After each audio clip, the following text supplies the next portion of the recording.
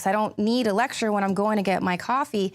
And this whole sticker thing it's very negative. It's basically kind of saying, you're racist, and I say that you're racist, and now you need to prove that you're not.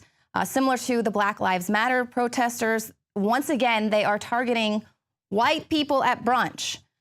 Again, I just don't understand this. Now, this particular group compelled these people who were just sitting there eating brunch to awkwardly raise their hands and show their support for Michael Brown, which why is he the poster child of this movement? Hands up, don't shoot was a lie.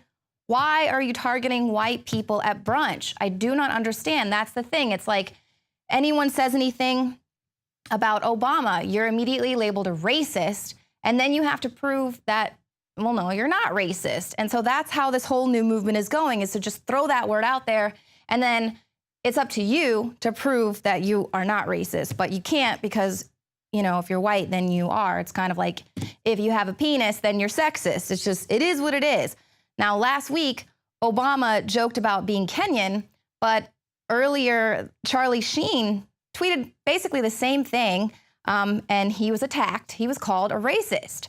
So Sheen criticized Obama for spending more time on the NCAA bracket picks instead of attending funerals of dead U.S. soldiers. A lot of people were really upset about that. And I mean, the president has done that quite a few times. You know, he talks about someone being beheaded, and then he goes off and plays a round of golf.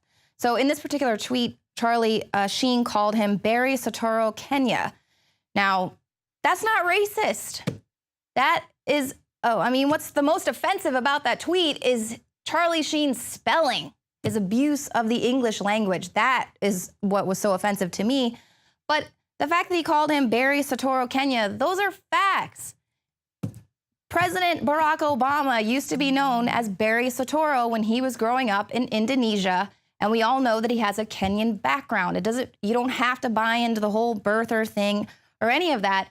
Those are facts. But if you want to state facts, you're a racist. So obviously labeling everything racist or sexist isn't going to win anything at the end of the day. You're going to, in fact, turn a lot of people off from your movement, which is exactly what we saw happening in Ferguson. The entire country was there in support of these protesters. The entire country was appalled at the militarized police and the way they were treating these protesters. And then immediately you saw the race baiters swoop in, and they changed the whole narrative of this movement.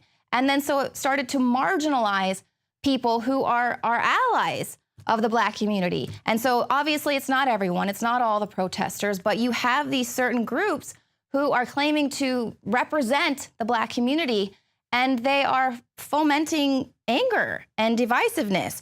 Now, coming up at the end of the show, I'm going to air the full interview that I did with the Huey Newton Gun Club. It took place during South by Southwest this week. You saw the other video. It's gotten nearly 100,000 hits at this point. It was basically just this group chanting about killing cops. Obviously, very sensational chanting. People were just outraged. I mean, here they are allowed to peaceably protest because of their First Amendment rights, and they're chanting about killing cops. Now, when I first was interviewing the spokesperson for this Huey E. Newton Gun Club, you know, I was agreeing with a lot of the things that he was saying, talking about the Second Amendment, how Black people have the right to defend themselves, they have the right to bear arms, and that's absolutely true. But then they go and give this very divisive message, this divisive chant about killing cops. So I want you to watch that, because it's just another example of where your words and your actions are not matching up, and you are dividing the country rather than joining the liberty movement. We're for you. We want you to exercise your Second Amendment. You do have the right to protect yourself. You do have a right to, you know, to be a part of what this is we're trying to do here. You know, you are America, but that's what this is all about, is dividing us, because we know if we all join hands and we rise together, we're going to be unstoppable. And when they saw that starting to happen with Ferguson, they were like, we can't let that happen. We need to divide these people once again. Now, not to mention the fact that millions of white people voted for the first Black president. Okay, so the country seemed to be a little bit better, racial lines before the president came in office. Now things have really gone off the rails. One thing Obama is saying that can dramatically improve the country is mandatory voting. Now, he says that it would be transformative if everybody voted, saying that it could counteract those big campaign contributions. He went on to laud countries like Australia, which already have compulsory voting, and citizens there, if they fail to vote, they can be fined or even jailed if they don't vote. So this is what they're saying. We just need to make these mandatory. Forcing people to vote, obviously, is not democratic at all. It is authoritarian. Now, in this article, they point out how mandatory voting would work out, of course, for all of those newly licensed people in the country, and of course, those who really don't have any idea about politics, but they can be swayed to vote for people simply because of the color of their skin.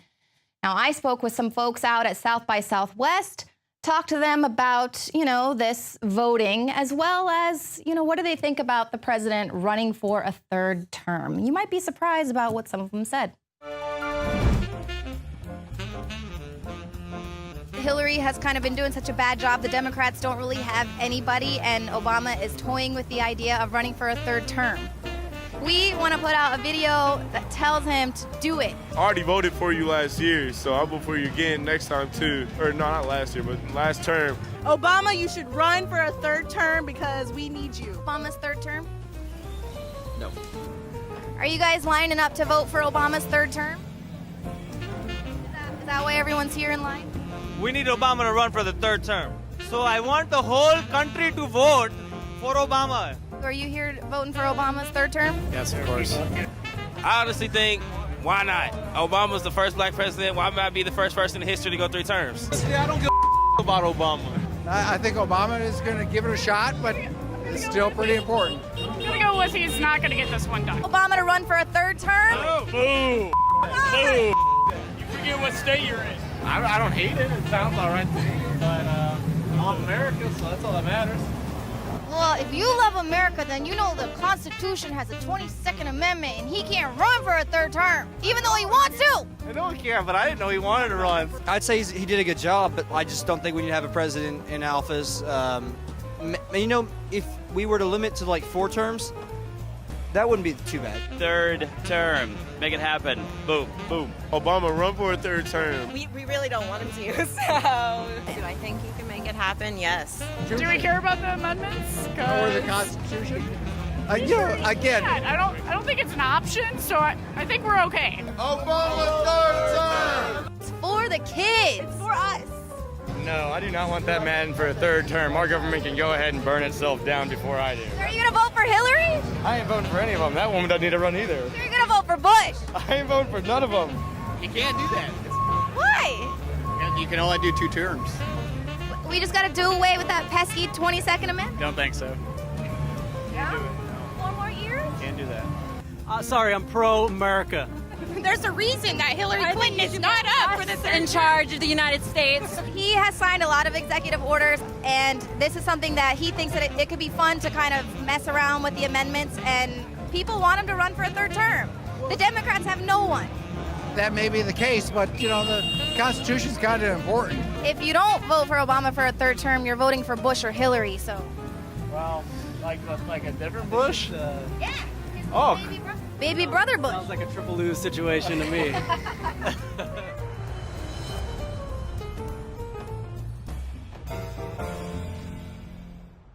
Another major health threat, this one in Toledo, Ohio, where everybody in the entire city has been told not to drink the water. Ohio's governor declaring a state of emergency. Did you know that the average person uses about 80 to 100 gallons of water at home every single day? If there's a water emergency, will you be prepared? Panicked residents forming long lines throughout the day. We're here at a supermarket in Toledo. You can see the shelves empty where water once was. To stay safe and healthy during a crisis, you must have access to safe, clean water. Water which will not be available at your local grocery store. There's a mad dash on right now to stock up on supplies. The ProPure Pro 1 G2.0 water filtration system is a must-have for every modern, independently minded household. Protect your family's safety during an emergency. Go to InfoWarsStore.com today to purchase your ProPure Pro 1 G2.0 water filtration system or call 1-888-253-3139.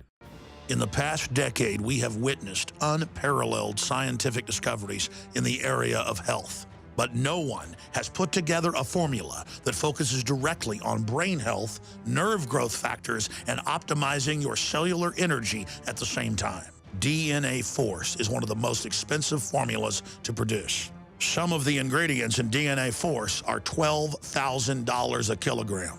We are using the coveted, patented, only American source of PQQ, CoQ10, and more. You want the best that's out there at the lowest price anywhere? Well, we're bringing you a total win-win. The ultimate value, cutting-edge, trailblazing game changer that also supports the InfoWar. We have produced a limited run of DNA Force, and it will take up to 12 weeks to produce more once we sell out. Secure your DNA Force today at InfoWarsLife.com or call toll-free 888-253-3139. DNA Force from InfoWars Life.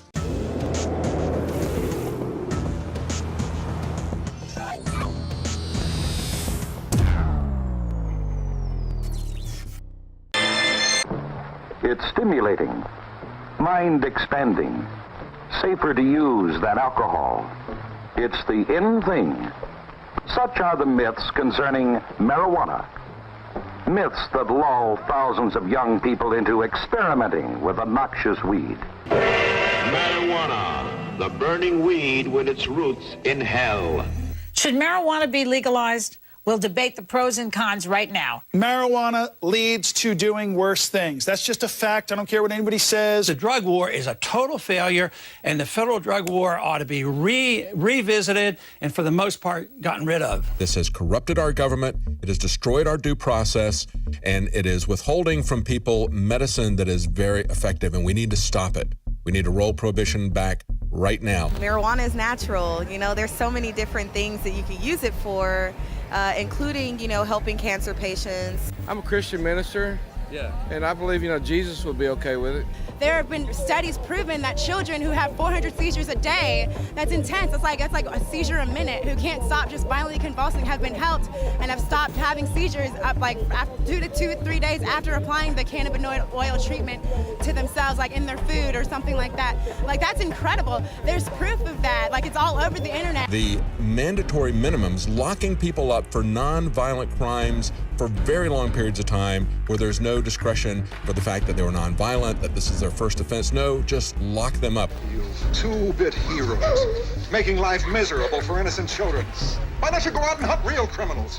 We got a tip on this drag race, but when we found the marijuana, well, sir, that's a very serious charge. Think about the tens of billions of dollars that Big Pharma makes a year, with close to 20% of the population being on antidepressants, when every major study shows that marijuana absolutely destroys depression in people, and Prozac can't even prove that it has any measurable positive effect, and they have to put on the insert that it may make you commit suicide. Things like alcohol kill people daily, and it's legal because it can be taxed. Happy to deliver alcohol.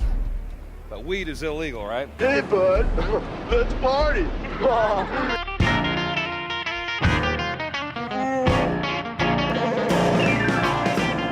I do think, however, that the pharmaceutical company should stay away. Like, just keep it natural. Let's have the sun out, like roast the seeds in the dirt. Like, just stay away, let it be, like let it grow organically, and like that's what will help people. It should not be legal because that's helping us make money on the streets. And prohibition. That's right. Peace. What's the obstacle? What the hell is stopping it? Why is Texas taking so long? Because we're in Texas, dude. Yeah. They haven't figured out how to make money off of it yet. They're looking at all the benefits from other states. They're just so fucking right-wing. They don't care about the health benefits. They know that we're making so much money off the cancer and whatnot. They want us to be unhealthy. There's so many benefits for something that's natural. We need to look more into natural medicines and not things that are scientifically made in a lab. This is not reefer madness. This is one big industry that has political clout trying to shut down another industry that basically has a product that grows freely and is not owned by anybody. I don't want the government regulating my marijuana. Okay, but right now they're regulating you. They'll arrest you if you smoke it. That's regulation. True, but only if I get caught. Look at what the pharmaceutical companies are doing. They want to take away our informed consent and violate the Nuremberg Code, saying that they can inject us with whatever